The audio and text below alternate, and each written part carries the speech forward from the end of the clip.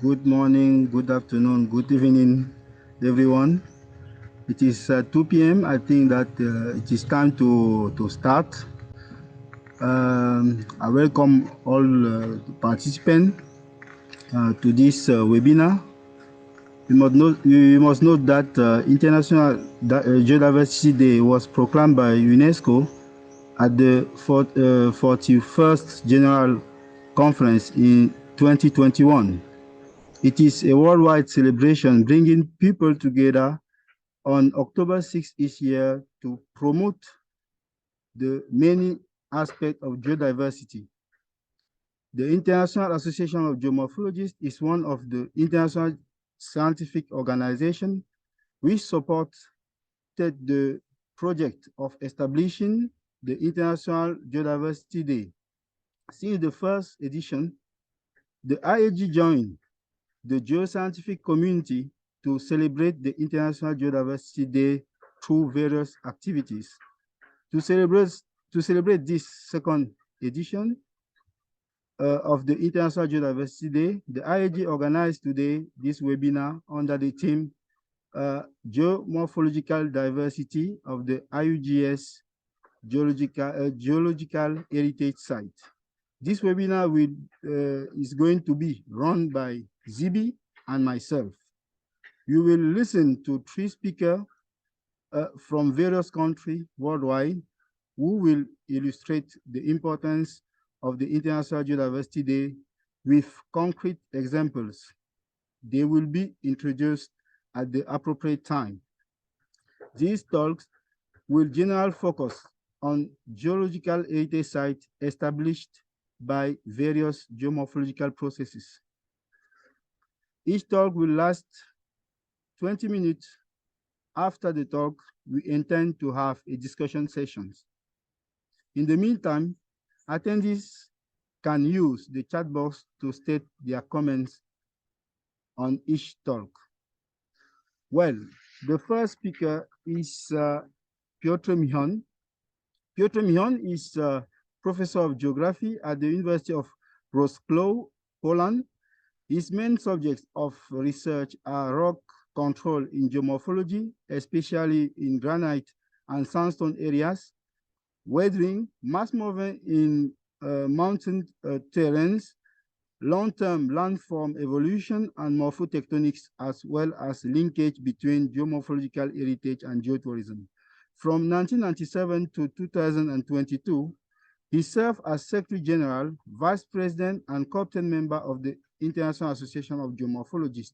Currently, together with Springer Publishing House, he is developing an IAG endorsed series, Work Geomorphological Landscape, which is the collection of books focused on geomorphology of particular country or region. Until 2023, nearly 30 volumes have been published. Piotr Migoń talk concern Geoheritage Site of Global Significance, Introduction to IUGS Geological Heritage Site Project. Dear Piotr, you have the floor.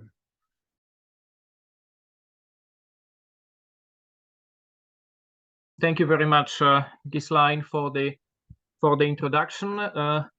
Good afternoon to everyone, or perhaps good very late evening for the East Asian colleagues. Good morning for those from the Western Hemisphere. Ghislain was already saying the title. What is behind the title is the subject of the talk, which links three things or three themes, which is the IUGS project itself, its geomorphology as part of the broader geosciences, and is the International Association of Geomorphologists, which plays a part in this project. The project has a rather short history, something like 2 years, and is ongoing. What you see on this opening slide is actually the cover of the book, which was produced as a tangible result of the first phase of the project. And that's why you see the word first, the first 100 IUGS Geological Heritage Sites.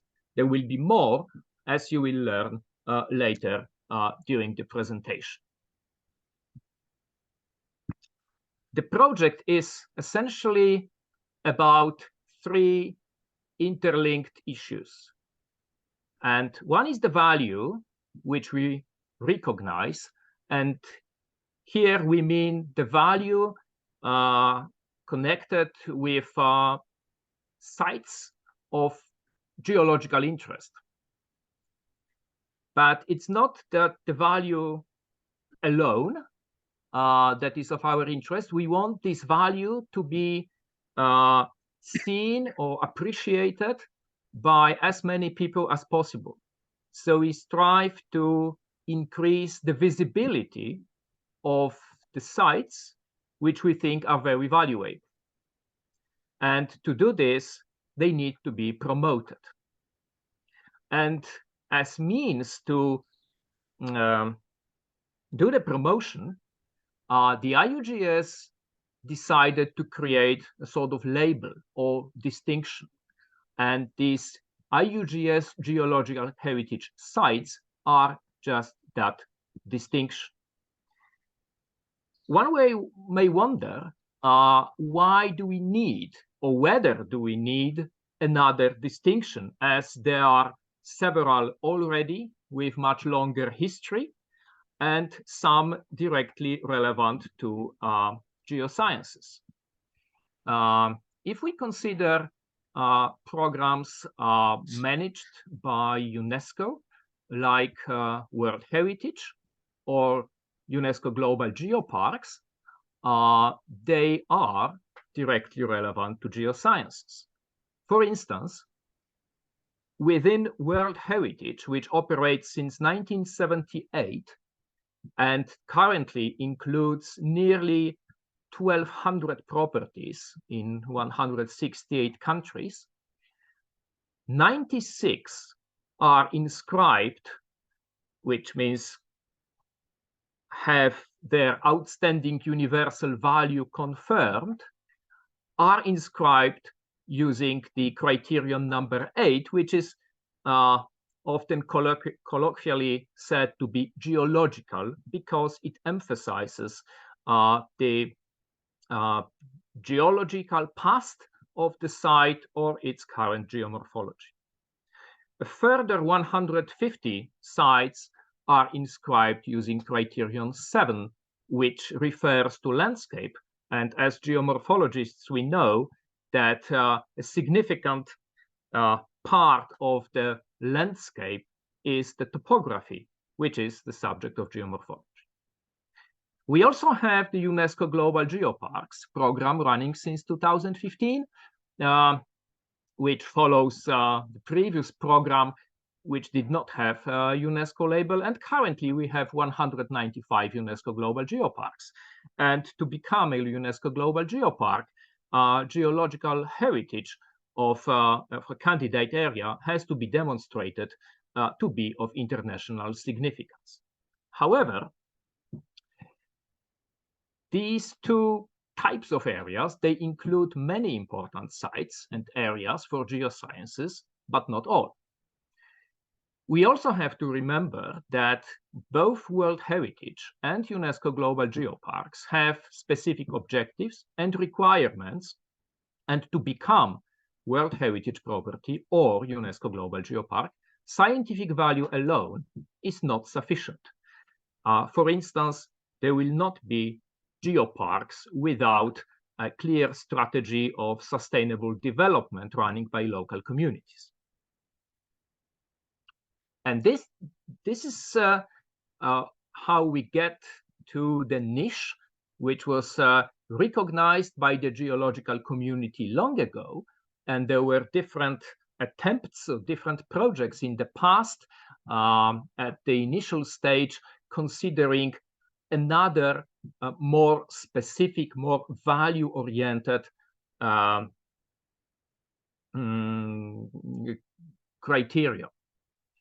IUGS International Commission on Geoheritage, created not very long ago, successfully applied for this IGCP 731 project, Geological Heritage Sites, and as one of the outcomes of this project were the sites selected as of global importance for geosciences.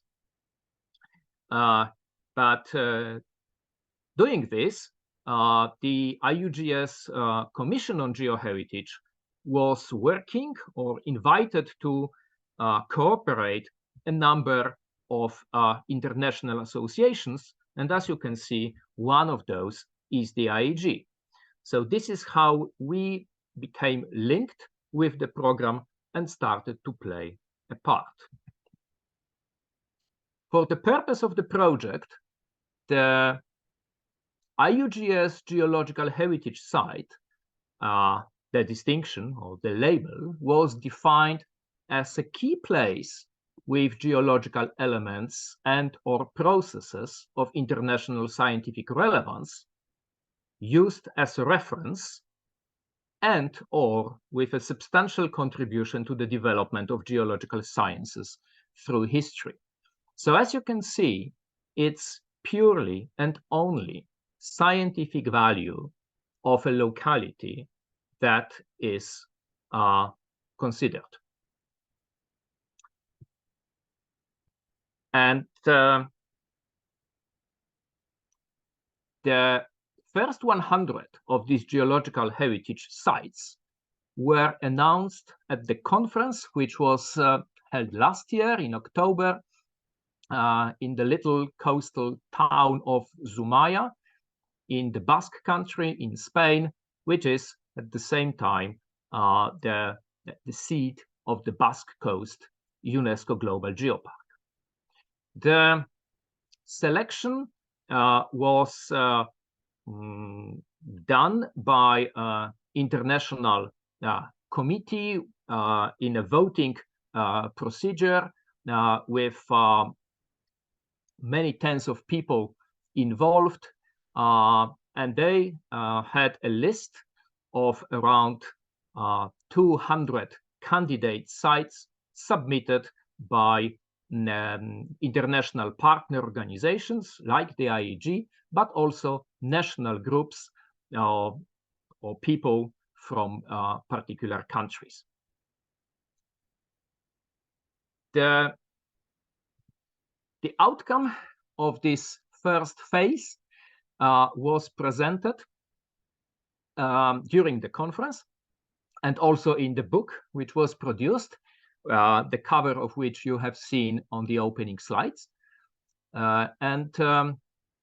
These 100 sites were divided into 9 thematic groups, and geomorphology among them, as you can see, is actually most represented.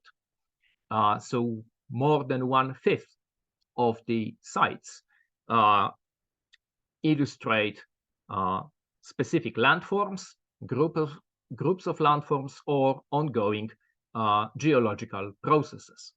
However, if we look closely at the list of sites nominated or declared as part of the first 100, we will notice far more of those which have an important geological component. What I'm going to do now is, without going or presenting these sites one by one, neither time nor common sense would allow me to do this.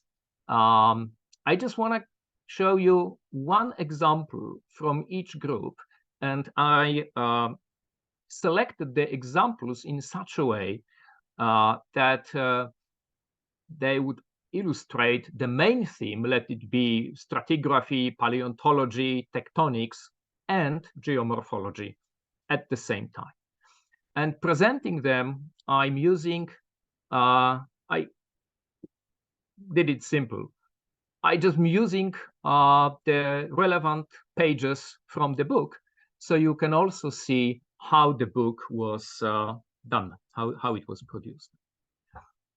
So among the sites illustrating history of geosciences, we have the Quaternary Phlegraean Fields volcanic complex in Italy, which played an important part in the history of geology, of volcanology, but it also represents spectacularly volcanic landforms, craters, collapse features,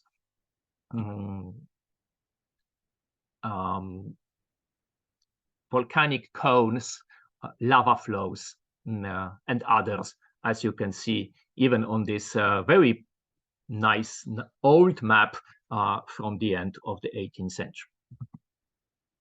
Stratigraphy and sedimentology, a great place to illustrate this, but also to show spectacular coastal geomorphology, is the Cretaceous Paleogene stratigraphic section of Zumaya. So just the place where the conference was held, where we can observe the transition from the late Cretaceous to the Eocene, condensed in the stratigraphic section several hundred meters thick, with marine cliffs, abrasional platforms, sea caves, and other rock coast features. One of the sites to illustrate paleontology is Dinosaur Provincial Park in Canada, which at the same time is a great example of a bedland topography. Among igneous and metamorphic rock complexes, we have the Torres del Paine in Chile, which has a very interesting geology and is presented as the world-class site to study structurally controlled magma emplacement, but it's also spectacular mountain geomorphology shaped by glaciers and mass movements, and also wonderfully illustrating the rock of differential, the role of differential rock resistance in shaping the mountainous topography. Volcanology, I'm going to illustrate by two examples, and you will immediately know why. One is the Quaternary Santorini caldera, but another one is the Miocene Cappadocian ignimbrite sequence, and I do this to recall the great IEG event which we had last month, thanks to the organizational efforts of our colleagues from Turkey. We were able to spend a few days there and see these beautiful erosional landscapes by our own eyes. Tectonics, one of the examples, the Moyne Thrust Zone in United Kingdom, which also separates different lithologies and hence different topographies, and mineralogy, perhaps the least relevant to geomorphology, so I'm showing it just as a case. Geomorphology is represented by 22 localities worldwide, spread over all continents and illustrating different themes: karst, structural topography, big waterfalls, desert landscapes, mass movements. So we have a variety. And as the IEG, we submitted 5 proposals, and in the first round, 3 of them were accepted as the IUGS Geological Heritage Sites. The Vajont landslide in Italy and the Namib Sand Sea in Namibia will be presented in the following talks. The third site, rock glacier of Engadin, Switzerland, I will just briefly present in a moment. The photograph on the left show people proudly holding the certificates for the site. So you can recognize Paola Coratza regarding Vajont, Isabelle Gertner-Röhr, who was the author of the nomination dossier of rock glaciers of Engadine in the middle, and Zibis Wolinski, who was the co-author of Namib Sand Sea proposal. And it's also important to note that the then IUG president, Professor Mauro Soldati, on the right, was asked to give a keynote speech at the conference about the value of geomorphological sites. A few examples of sites included you have on the right of the slide. So residual granite topography from Rio de Janeiro, karst from Madagascar, dune landscapes from China, travertine terraces, Pamukkale, underwater karst, Mexico, and there would be several others. This is the page or pages showing the rock glaciers of the Engadine, and the reasons why the rock glaciers of the Engadine were proposed and then apparently accepted was the importance. And the importance of this particular locality includes the fact that this is the reference site for mountain permafrost research. Remember the general requirement for these geological heritage sites that they should be important reference areas for other research. It is reference site because the rock glaciers there are systematically investigated since 100 years ago. And what is systematically investigated is the internal structure, is the rate of movement, are the thermal properties. The record of thermal measurements since 1987 is the longest of this kind in the world. And in addition to that, the rock glaciers there are just spectacularly visible in this alpine mountainous landscape. They are above the tree line, so nothing obstructs the view. And I think all these photographs leave no doubt that they are very spectacular features. In the closing part of this presentation, I'm going to tell you a little bit about what next.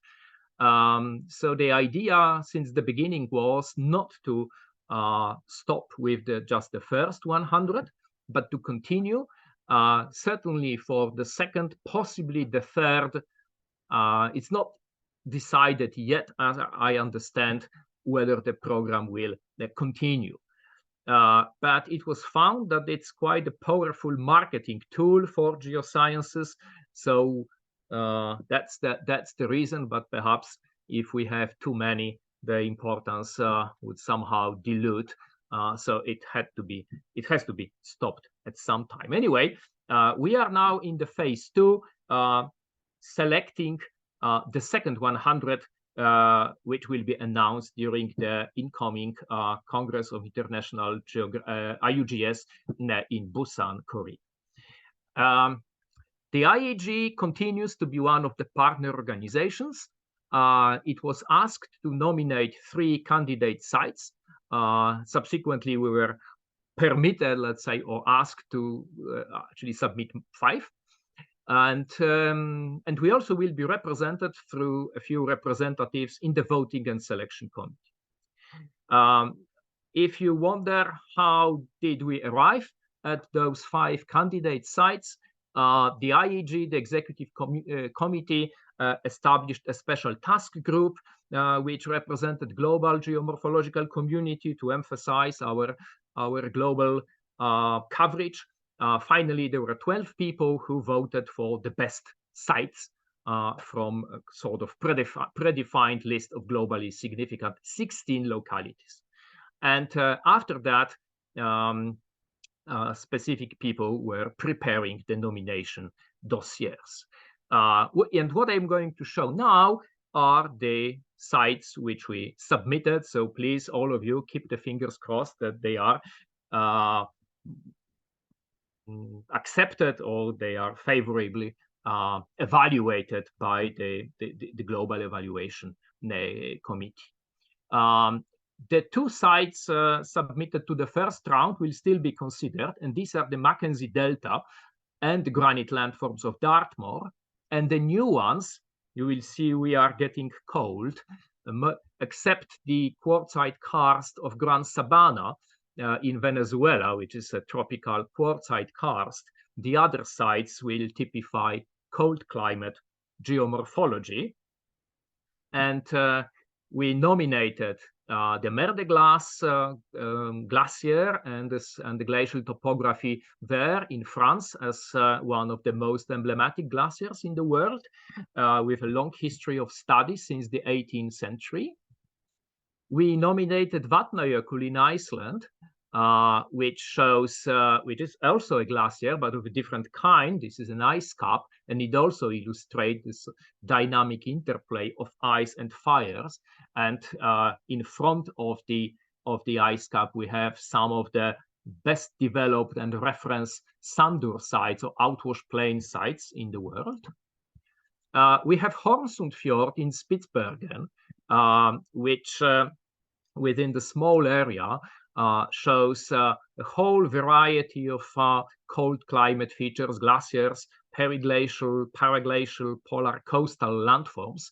And by the way, was the place where one of the previous regional conferences on geomorphology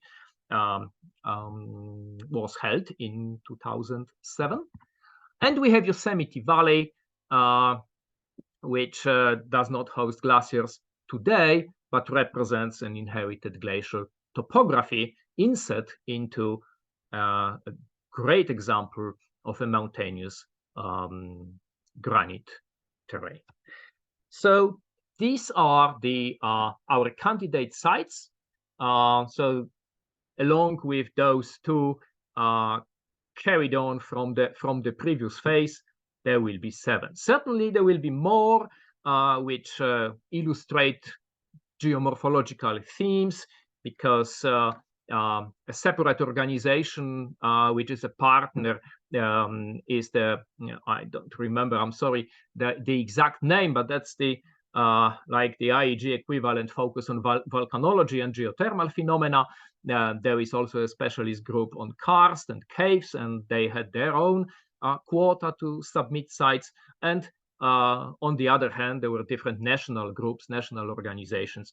And so it's pretty sure that some of the candidate sites will illustrate geomorphology as well. I showed you the cover and selected pages from the book. The book, if you haven't seen it yet, can be freely downloaded from the website of the IUGS Geoheritage Commission. It's very beautifully produced, and you would really enjoy that if you haven't done it yet. On this, and on the same web page, you can also read the descriptions of each designated site just by one, and look at the diagrams, photographs, and descriptions more closely. So I think that's all from me. Thank you very much for listening, and I will now go back to Ghislaine. Thank you.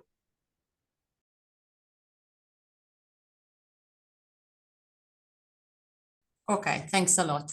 So yes, thank you. Good afternoon, everyone, and thank you very much. It's a great honor for me to be here, and today I will try to show you why the Vajont landslide, which is, for who are not familiar with, a very famous landslide that occurred in Italy in 1963, sadly famous for its economic damages and numerous human losses. I will try to show you why it can be considered a key landform in the global geological heritage.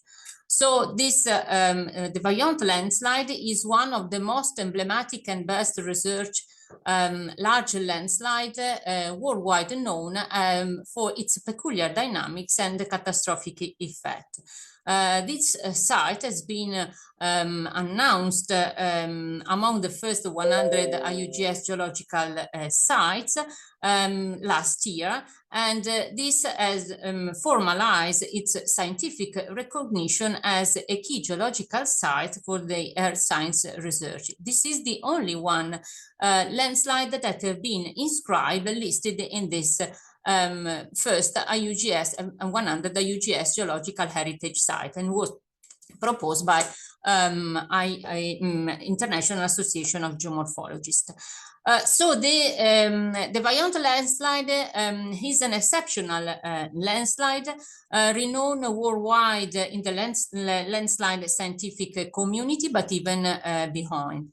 The landslide has been studied for over 60 years, and it is still receiving great scientific interest, as evidenced by the several numerous recent publications on its triggering factors, mechanism, evolution and dynamics. So this landslide, this site have a great scientific value. But beside this, the Vajont is also characterized by several additional values that makes this site stand out for its relevance as a geomorphosite or geosite in a broad sense. Among many of these values, we can underline its exceptional aesthetic value, its historical importance, or the potential for outreach activities. So during my presentation, I will try to show this value, particularly the scientific one. Where is located the site? The site is located in the Vajont Valley, in east-west trend valley of the eastern Italian Alps, in the buffer zone of the Dolomites UNESCO World Heritage Site, some 100 kilometers north of Venice. The valley, which can be considered a typical alpine valley with a superimposition of forms and deposits of different origins, have been dammed several times after the LGM by landslide. The Vajont Valley is a left-hand tributary of the Piave Valley, which can be considered one of the main access routes to Dolomites. An important aspect to be considered to consider in trying to understand the landslide is its geologic and tectonic structures of the valley in general, and in particular of the Mount Toc, from which the slide took place in 1963. So the east-west trend of the valley is related to the presence of Erto-syncline, which is a south-verging asymmetric structure, which is part of a greater regional tectonic structures, the so-called Belluno Trust. Moreover, now north-south minor faults and faults that further complicated the geological setting of the area affect the Erto-syncline. The sliding the layer sequence that is represented in this slide with this gray polygon was laterally constrained to east and west by subvertical faults, while the crown was constrained by east-west strict twin structures. Concerning the geological formation in the valley, in the Vajont Valley, and in the surrounding mountain group, the geological formation range in age from the upper Triassic to the middle Eocene. They are mainly represented by dolomites and limestone and dolomites, occasionally interbedded by thin layers of marls and clays that represented a predisposing factor for the sliding process of the Vajont landslide. Today is almost unequivocally accepted that the 1963 failure occurred mainly along planes of weaknesses represented by very thin layers of rich in clay within the Fontaso formation. Concerning the geomorphological, from a geomorphological point of view, generally speaking, the Vajont Valley show rugged morphology with deep gorges and steep slopes. Only two small villages, Casso and Erto, are present with few hundreds of inhabitants are now present because while in the past, before 1963, people living in the valley were many more, but most of them emigrated soon after the catastrophe.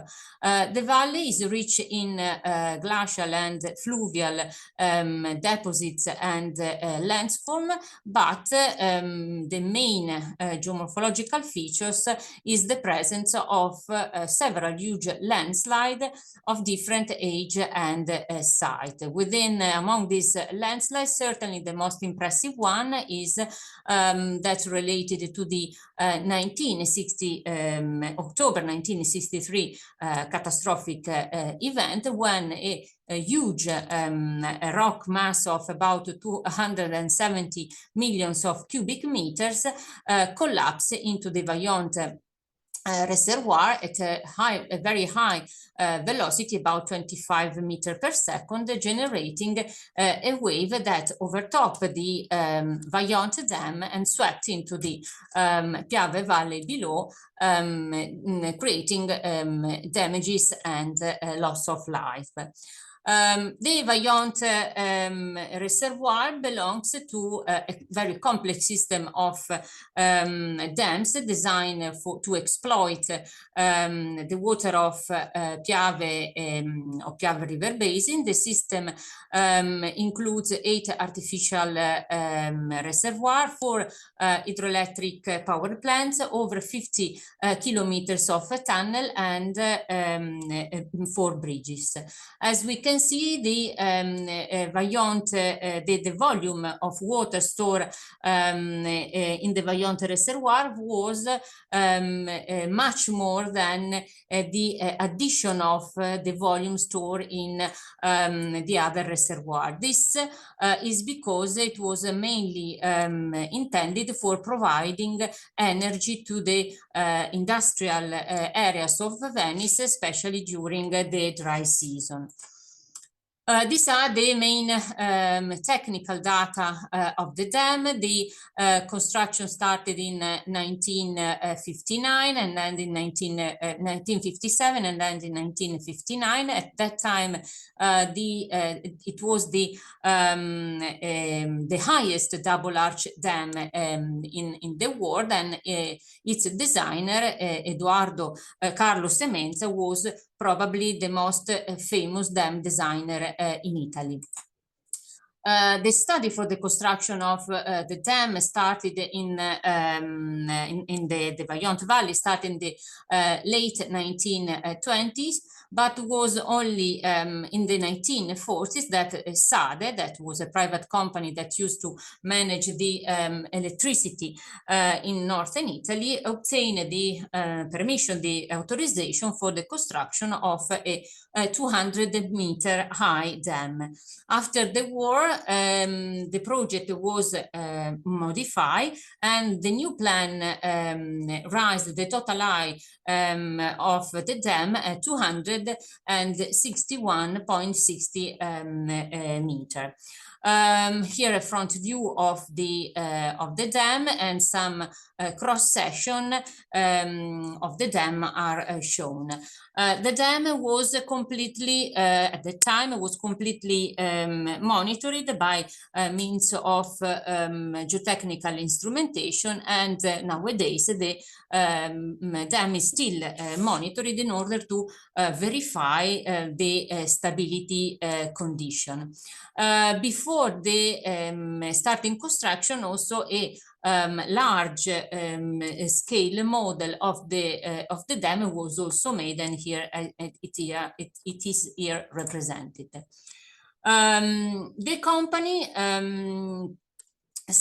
proceed very quickly to carry out the land expropriation and carry out in a record time the land expropriation necessary for starting the work, and sometimes also using pressure and force toward the local inhabitants. Within a few years, the majority of the township become property of this private company of SAD. Since the arrival of SAD to on Mount Tok, on the valley, the local resident, the local inhabitant claim their rights to territoriality, and fighting against the expropriation of the land and exposing potential flaws in the project. But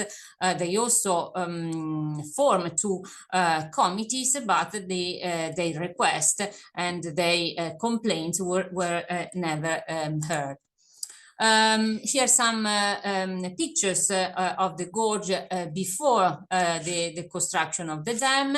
The two different projects with the different height of dam, 200 and 260, 1.60 meter respectively, and the dam raising. And here the thickness of the dam and its basis can be observed, and it is more than 20 meter thick. Here view of the Vajont valley before the flooding is shown, and you can see here the dam is almost complete, and on the right the hamlet, the village of Casso can be seen. The water wave will reach the lowest houses of this village. So on March 22nd of 1959, a landslide collapsed into the water basin of Ponte Sei, about 11 kilometers northwest from Vajont, and this landslide further alarmed the inhabitant of Erto, that on May call for a meeting for the civil defense of the valley.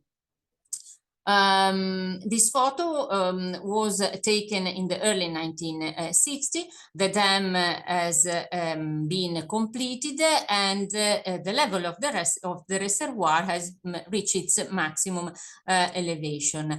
In March 1960, two small landslides fell into the lake, and the municipality warned the population, and the population were worried about this landslide. Again, on 4th November 1960, after a heavy rainfall, a landslide of about 800,000 cubic meter of rock fell down into the reservoir, causing a 2-meter high water wave.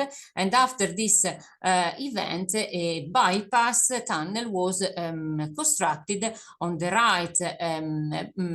right bank to regulate the reservoir level in event of a slide that would divide the reservoir itself.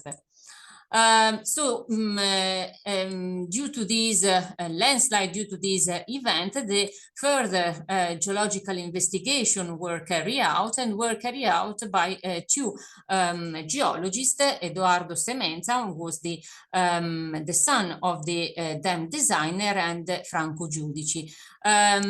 These two geologists, during their survey, discover a highly fracturated zone extending about 1.5 kilometer along the left side of the valley, corresponding to the terminal sliding plane of a paleo landslide. Nevertheless, the dam owners concluded that a deep-seated landslide was very unlikely to occur, mainly because of the good quality of the rock, of the in-situ rock masses, as derived from seismic survey and drillings. In this slide, you can appreciate the relationship between the main monitored parameters, and it is important to the relationship between the main monitored parameter, and it is important to notice the increase of the rate movement with the increase of the reservoir level. So, for example, here you can appreciate in this, this is the March 1960 slide. Here we have the November 1960 slide, then the reservoir level and the rate of movement increased. Then we have the reservoir level, the construction of the bypass tunnel and the drawdown of the reservoir level. Then it's important to notice what happened in the first year, the first days of October 1963. During this first day of October, since the rate of movement had greatly increased, it was decided to draw down the reservoir level in order to minimize the displacement of the sliding mass. And on 9th of October, the rate of movement reached the value of 1 meter per day. But at 10:39, the Vajont PM, the Vajont landslide took place, and the rock mass of about 270 million of cubic meter collapses at a very high velocity into the Vajont reservoir, generate a water wave that overtopped the Vajont dam and arrives swept into the valley below. The rock slide took only 4 minutes to cover 1,600 meter between the dam, the Vajont dam, and Longarone. And this is the seismograph recorded some 30 kilometers north of Longarone, which recorded the timing of the disaster. Here some the main technical data of the slide: about 270 millions of cubic meter, the very high speed, high velocity, about 25 meter per second, and the track of water wave on the valley slopes are clearly visible, and the pond visible on the Piave riverbed was caused by the impact of the water, which excavated an over 40 meter deep hole. In this slide, the area affected by the water wave caused by the landslide is represented. As I told you, the water wave rose up to 200 meter, and in particular split into part. The first one reached the first houses of Casso at an altitude of about 950 meters, turning then to Herto, where some buildings were destroyed. The second part of the way rose up 100 meters above the dam, and then channeled into the narrow gorge, Vajont gorge, and arrived and plug into the Longarone and other villages like a drop hammer, causing great destruction. This is a photos of Longarone before and after the event, this catastrophic event that created great destruction. Now some images of the rescue operation that involve the Italian army, the police, volunteers, also from other European country. The Vajont landslide is an outstanding example case for the landslide geomorphosite, and have a very high scientific value, but have also additional and the potential for use value that can be assessed considering criteria and values standardly adopted by in the literature, and some of these criteria have been recently proposed in Morino Italy specifically for landslides. So, for example, concerning the scientific value in terms of representativeness, this slide can be considered as one of the most known landslide in the world, even outside the landslide scientific community.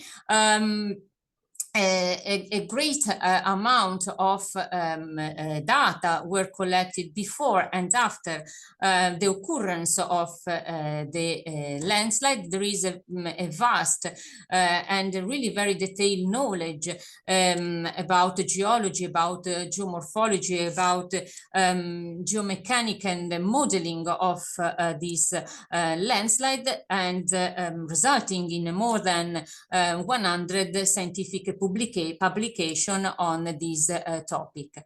This is also the reason why the Vajont landslide have a very high scientific value related to the scientific knowledge. This landslide is also a rare example of catastrophic landslide, and that was caused by the anthropic action. The Vajont landslide is caused by the inadequate assessment from experts of the possible consequences of damming the valley. Concerning the additional value, this landslide having a very extensive scar visible from distance and the huge landslide body have a very high aesthetic value. The landslide serves to many dissemination activities that have been undertaken to increase the awareness, the risk awareness of the landslide to local residents, to visitors, to general public, and concerning the additional value, in particular the anthropic signature and the negative impact of this slide from an economic point of view, this slide, the Vajont disaster killed more than 1,900 people, destroyed villages, and the cost associated to this event are quantified to 900 billion of Italian liras, that are more than 464 millions of euros. Concerning the potential for use, in recent years, many projects, both scientific and social, such as student workshop, conferences, guided tours involving both national and international university and research centers, as well as local association and institution, have been undertaken and promoting. So a couple of museum collecting historical images, films, finds, and other material can be visited. So this landslide have a great outreach and educational potential. So this catastrophic event can be considered a memory of the world, and the promotion of this landslide as a geosite could improve and could extend in time the risk perception of such a catastrophic phenomena at local and at wider level. So that's all from me. Thank you very much, and I would like to deeply thank also some colleagues, Monica Ghirotti, Costanza Morino, Alessandro Pasuto, and Mauro Soldati, for sharing with me photographs, historical images, documents that have been helpful in preparing this presentation. Thank you very much.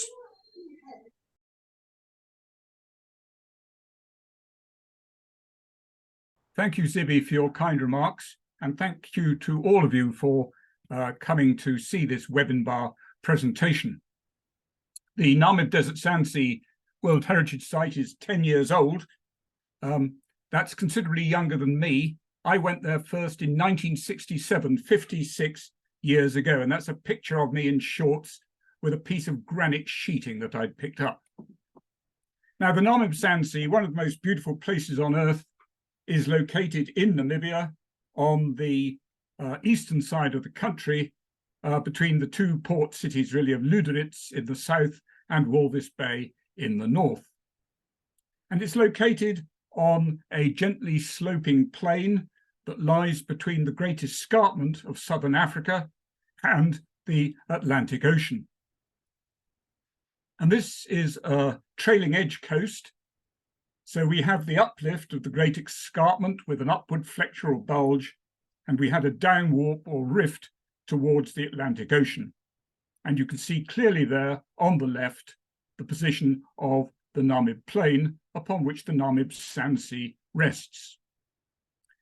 Now, the Namib Sand Sea became a World Heritage Site 10 years ago in 2013. The only coastal desert in the world that includes extensive dune fields influenced by fog. That's its raison d'etre. And it covers an area of over 3 million hectares. And it has wonderful dune systems, one ancient and semi-consolidated, and one younger and unconsolidated. It's got a huge diversity of landforms, gravel plains, coastal flats, rocky hills, inselbergs within the Sand Sea, coastal lagoons, ephemeral rivers, and so on. So it's a fantastic area, but fog is the primary source of water in the site, which for the most part is, of course, hyper-arid. And these are the criteria that were put forward when the site became gazetted. Criterion 7, it's the only coastal desert that includes extensive dune fields influenced by fog. Criterion 8, the world's only extensive dune system in a fog desert. Criterion 9, wonderful ecological life in a hyper-arid environment. And criterion 10, an outstanding importance for the conservation of an unusual and exceptional array of endemic species adapted to this hyper-arid desert. And hyper-arid it is because the great bulk of it has between 25 and 75 millimeters of rainfall a year. It's one of the world's real hyper-arid deserts. Though in some years you get rain and then we get a wonderful carpet of grass appearing on the interdune plains between the great linear dunes. Now, there are various reasons why I think the Namib Sand Sea is special, why it's so diverse, and why it deserves maximum conservation.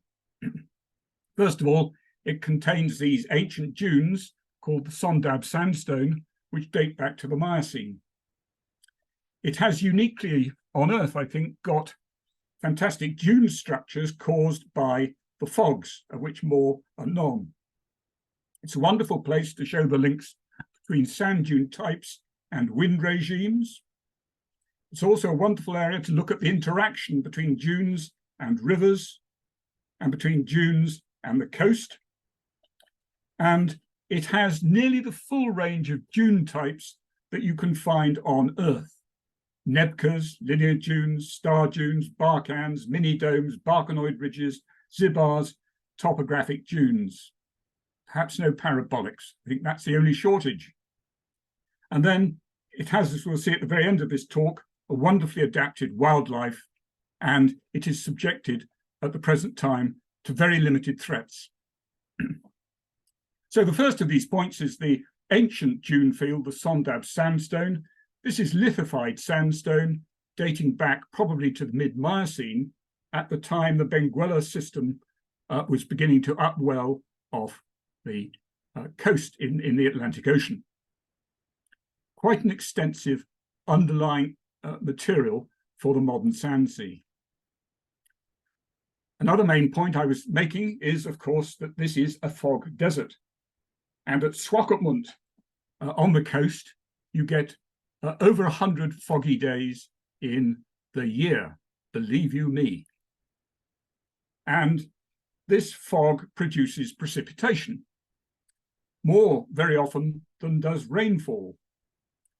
And so at the coast, the annual fog precipitation averages 34 millimeters, but there are some stations as we move inland where the fog precipitation is as much as 180 or more millimeters per year. And the significance of this geomorphologically is that the sand on dunes becomes wettened, and you get a wet layer over a dry layer. And that is basically unstable. And so you get a remarkable series of avalanches occurring on the sides of the dunes. The winds of the Namib are also interesting. On the one hand, we get very strong winds blowing from the interior of southern Africa into the Atlantic. These are called berg winds, and they transport large quantities of dust, shown here as plumes, entering the Atlantic Ocean. But these are also vigorous winds that lead to dune movement and sand transport. Conversely, when we're in the coastal zone itself, we also get very strong westerly, southwesterly winds coming off the Atlantic Ocean.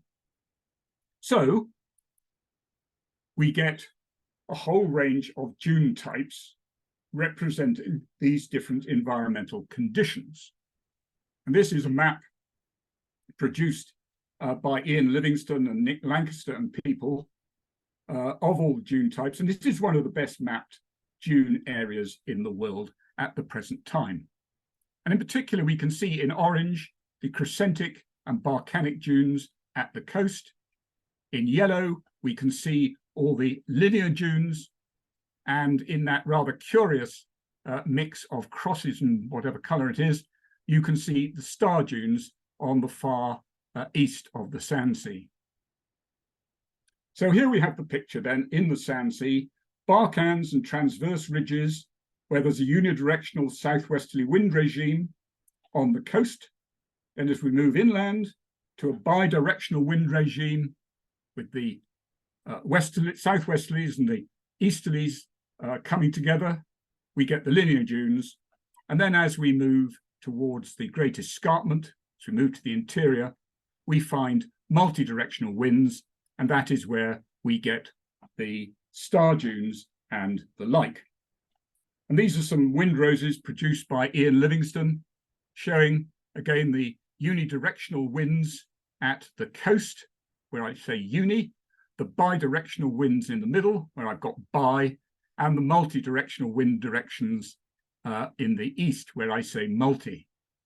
So a very, very nice representation of the effect of wind type, wind direction on dune form. I also mentioned the interaction between dunes and the rivers of the Namib. And we find, for example, along the Quiseb River, large deposits of silty material called the Homeb silts. And these may well have been caused by the damming up of flood deposits when the dunes encroached upon the bed of the river. And we have a variety of rivers coming off the interior, coming from the mountains on this great escarpment. The most famous of these is the Sossus Flay, which attracts tourists in large numbers.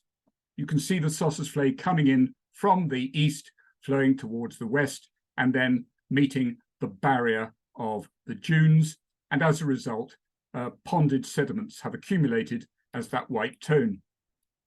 The same is true of the Sondab, another of these, what the South Africans call a flay, coming down from the mountains, being stopped by dunes, being ponded up. But we can see here that probably at one time, the Sondab flowed further to the west as an ancient course going through towards the Atlantic, the time of greater rainfall, presumably. And it is the presence of the river Quiseb in the north of the Sand Sea which dramatically accounts for the difference in landscape either side of the river. There we have the Sand Sea in the south, with the dunes encroaching on the vegetated river, and to the north we have a gullied area in ancient basement rocks called Grammadullus and gravel plains. So there's the Quiseb stopping the northward marching of the dunes, and it does it quite effectively because from time to time rain in the mountains of Namibia send down flood waves which reach the sea through the rivers Swakop and Quiseb, as happened here in 1931 at Swakopmund, and we can still see the destroyed bridge there today. And here's some flood debris in the Quiseb River, giving you an indication of the huge transport capacity of these rivers when in flood. And this particular diagram shows that in a period up to 2006, there were 66 flood events at Gobabeb. And as you move downstream, of course, there are less and less of them. And eventually at the coast, the dunes managed to get across the bed of the Quiseb River. So here's the difference between the linear dunes and the gravel plains of the central Namib, a fantastic difference, which scenically, of course, is quite extraordinary. Beautiful, weathered granites, bare of any deposit, swept clear of sand by the wind, and on the other side of the Quiseb in the background, there's the Great Sand Sea. And then we have the interaction between the Sand Sea and the coast, because all the way up from Luderitz to Walvis Bay, you have this great barrier of sand, and it does interact with the waves and tides of the South Atlantic Ocean. This can be seen at Sandwich Harbour, just to the south of Walvis Bay. There's the sand of the Sand Sea coming down into a lagoon. And the alternations of marine action and aeolian action over the years at places like Sandwich Harbour have been mapped by Frank Eckhart from the University of Cape Town, as shown in this slide. Now let's move on to the dunes, which are a really important thing, of course. And here is a picture of a linear dune. And these are the dominant dune type in the Sand Sea, making up 74% of the sand area. And on this particular day, a berg wind was blowing from the east, and we can see what's called dune smoke on the summit of this very large dune, well over 100 meters high. And this is near Gobabeb. Again, great linear dunes, apricot colored, with very limited vegetation cover, except on their lower slopes, where we get grasses and various other types of vegetation. So the linear dunes are spectacular and as good as any in the world, and amongst some of the highest, getting up to 200 meters or so in height. A second dune type that's very distinctive is the Nebka or shrub coppice dune, and these are caused by the accumulation of the apricot-colored sand around various types of vegetation, including an unpronounceable melon, known locally and much more sensibly as Nara, which is endemic to the Namib. Equally, on the linear dunes shown here, we have small nebkas vegetated with Stipagrostis, a bushman grass, again endemic to the Namib. So these are extraordinary nebkas. Some of them are really quite large, some meters high, and they occur in great clusters, particularly near the coast and where groundwater levels are high, and have shadow dunes in their lee, pointing from southwest to northeast. Another type of dune that's amazing in the Namib is the Barkhan, and these have been monitored near Walvis Bay for over 60 years, which is almost the longest period of dune monitoring that's occurred, slightly less than in the Kargar Oasis in Egypt. But one of the great things about the Namib is now it has a great research station at Gobabeb. A great deal of monitoring has been going on, and Livingston in particular, along with Hilda Besler, have measured the rates of change of the great linear dunes near Gobabeb for some decades now. And this is what the Barkhans look like. They can be very angular in this high wind velocity area, and they can be small or they can be quite large, several hundred meters across. And where there's a bit more sand, they tend to merge from being isolated Barkhans like this one, with my daughter jumping over the top, to form transverse Barkhanoid bridges of the type that you see here. And then we have the star dunes. Now, star dunes don't occur everywhere on Earth. They are quite common in some of the Grand Erg of the Northern Sahara, and they occur also in some of the Chinese deserts, but they are not particularly widespread. But in the Namib, they are. And the purple markers, the purple pins on this slide, shows their overall distribution, which I measured with Google Earth. And they are very much on the eastern side of the desert as you move into the Great Escarpment area. And there the winds start to become much more complicated, partly because of the topography. This is what they look like from a little aeroplane near Sossus Flay. And this is what they look like on Google Earth. Very difficult to get one's head around what the pattern is there. But if you look at it long enough, you'll see that there are some beautiful stars present. And this Google Earth image shows up this effect of the Great Escarpment rather clearly, with the linear dunes in the west, and then the star dunes as we move towards the Great Escarpment. And these star dunes are huge, some of them, over 250 meters high, and they're really only exceeded by some of the dunes in the Badain Jeran Desert in northwest China. Another interesting dune type, which again doesn't occur everywhere, are zibars. These are coarse-grained sand deposits formed into aeolian features and having a transverse pattern, but they don't have slip faces. So they're not very distinctive to look at in the sense they're not a great striking linear dune with a sharp crest.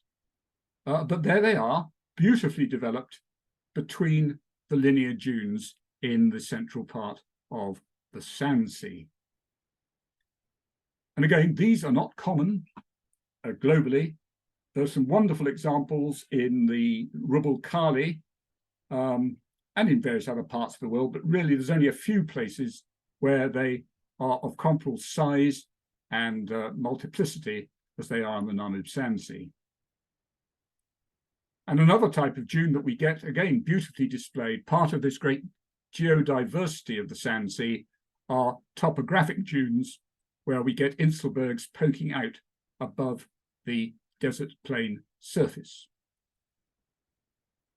So we now have a very good idea using aeolian features on Google Earth and other remote sensing platforms of the distribution of the different dune types, the hugely different range of dune types in the Namib, as mapped now by Ian Livingston and all his colleagues. Some work has been done recently on asking the important question, where does the sand come from? And three ideas have been put forward. One is that the sand comes from the Orange River, which lies to the south of the Sand Sea. Another idea is it comes from the weathering of the Sondab sandstone, which I mentioned earlier. And the other is that you have rivers coming in from the interior, coming from the Great Escarpment, bringing in sand. But by mineralogical analysis and the like, Garzanti and others have shown that perhaps the first of these, the Orange River source, is the most important one. So the Orange River comes in on the border between South Africa and Namibia, pumps lots of sediment into the ocean, and then it's driven up by the Benguela current and by waves moving along the coast. Another reason the Sand Sea is of interest is because it does have an influence in its northern portions on humans, and so various sand control measures have been introduced. So it has become a laboratory for sand control. See there, sand fence near Walvis Bay, which is designed to stop sand encroaching on one of the townships where a lot of the population live. You can also see in the bottom right corner of that image the main railway line from Walvis Bay to Windhoek.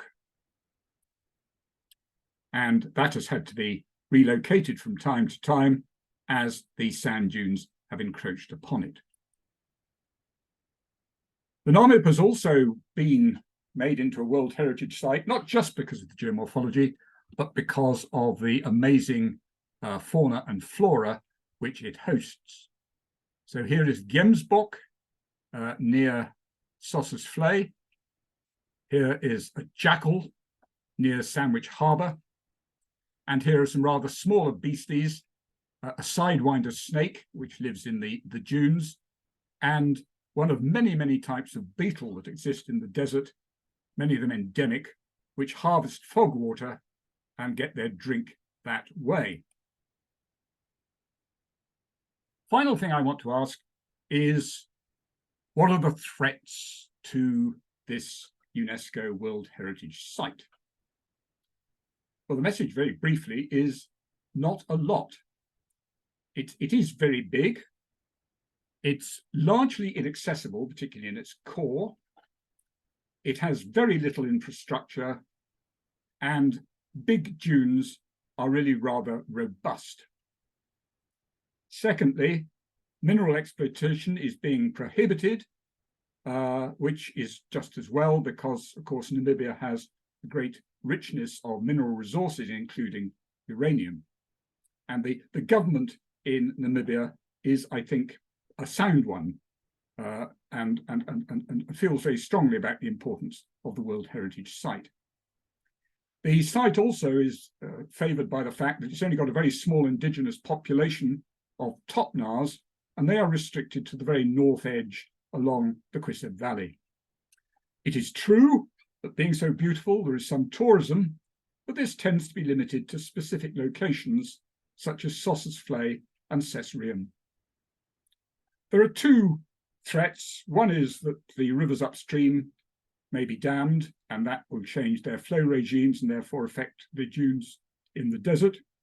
And also there's a risk of alien plants migrating along the rivers and creating problems as well. But overall, UNESCO has recently seen it as one of Africa's least threatened properties. And one of the interesting aspects of the Namib is that you can go and have fun there because they have some sacrificial areas where you can go out on quad bikes and do whatever else you want to do. But it is a most wonderful place, and I shall stop there if I may. Thank you very much indeed for your attention.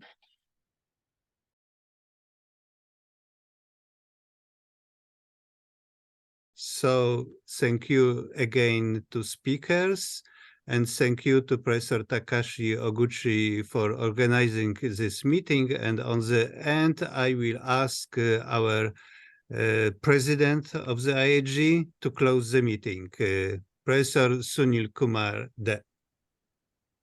Thank you, GB.